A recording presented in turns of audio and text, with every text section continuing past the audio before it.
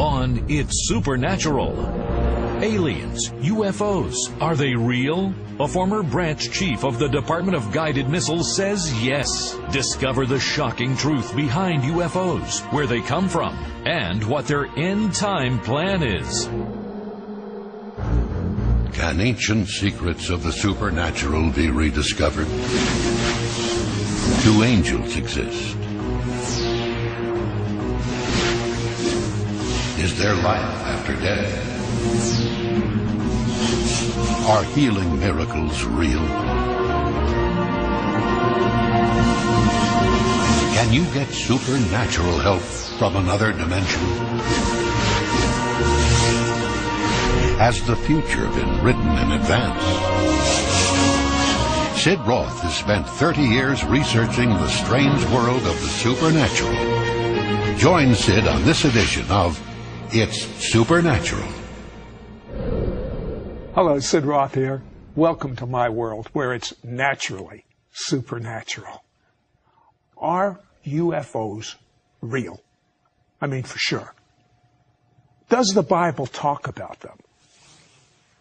Are UFOs involved in end-time Bible prophecy, end-time events? Could they be a little piece of a puzzle that we have missed? My guest, Chuck Missler, says yes. He's a Naval Academy graduate and former branch chief of the Department of Guided Missiles, CEO of 6 public companies. 4 of the 6 were highly classified in the Department of Defense. Chuck Missler, you are such, in my opinion, and I'm entitled to say this, you are such a renowned, wonderful Bible teacher. Are you a little Miss Sugar? What are you talking about? UFOs, flying saucers? I don't get it. Well, first of all, I appreciate the intended encouragement, but I really came at this whole subject because of my love for the Bible. It happens that I come out of an information science background. My whole career, 30 years in the strategic community, gives me perhaps a little different perspective than most people would have going at this topic. But I want to right up front indicate it was my biblical interest that brought me into this rather than my high-tech background, although that's proven to be, that and my Department of Defense connections have been very valuable to me. So that's one of the reasons I find myself in this peculiar posture. But it's not, in other words, he has a lot of experience, a lot of knowledge from the intelligence community, which helps him put a lot together of what we'll be talking about. But he's saying it's his love for the Bible that is really motivating him right now.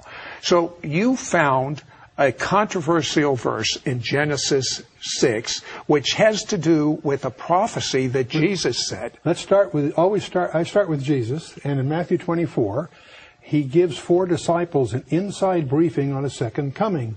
And in that briefing, he makes a very strange remark. He says, as the days of Noah were, so shall the days of the coming of the Son of Man be.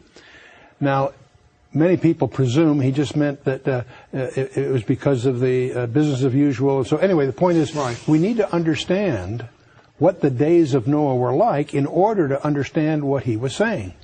So that takes us to Genesis 6, and when you jump into Genesis 6, you quickly discover that very few seminaries teach what that passage really says.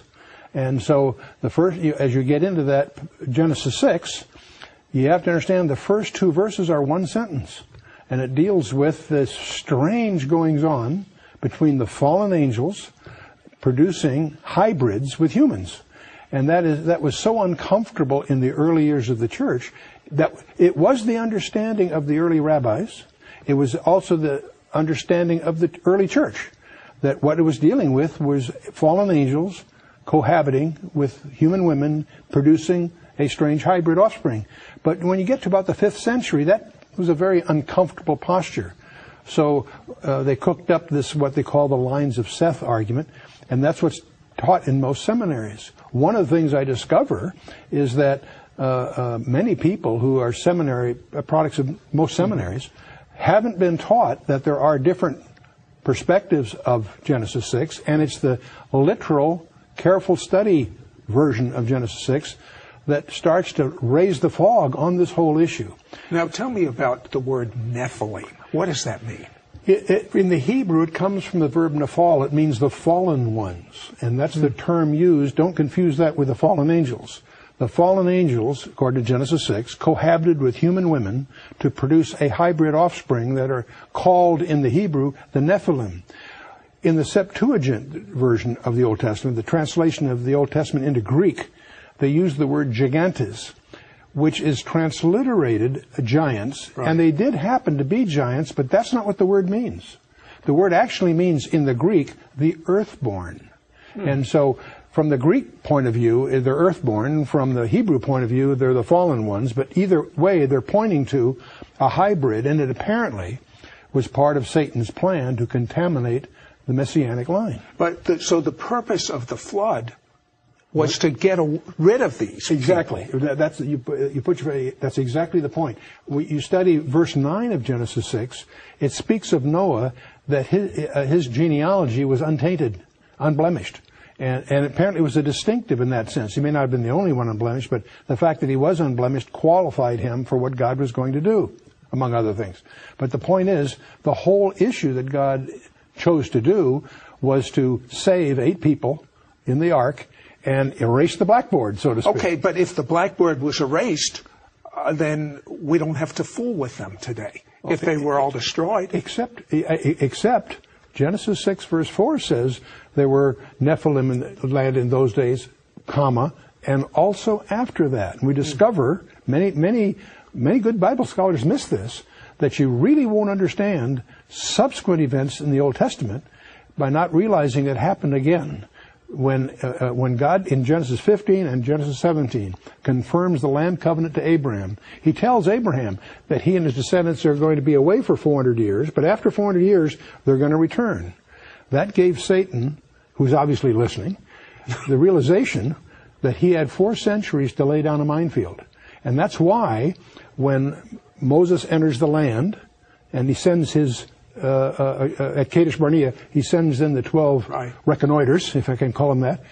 They come back and say, and Numbers 13 verse 33 says they were Nephilim in the land.